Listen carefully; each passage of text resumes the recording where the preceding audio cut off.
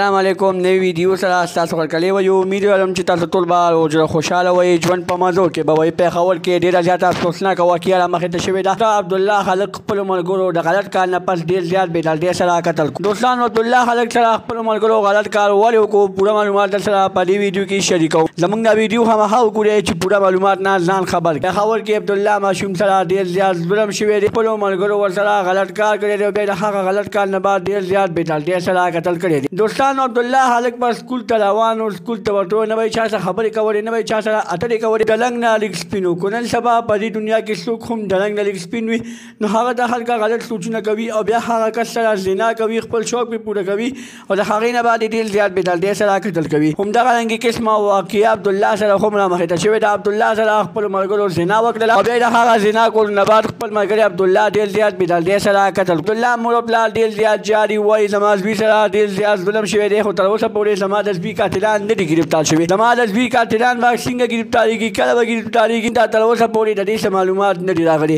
الله دې وکړي چې زما د زوی قاتلان ګرفتار شي او ښه بدترینه سزا ورته میلو شي د نورو معلوماتي ویډیوګانو لپاره زموږ چینل سبسکرایب کړئ تر نشان څخه به ښه وښیي چې زموږ هر یوه نوې معلوماتي ویډیو تاسو ته په اسانۍ سره میلاویږي والسلام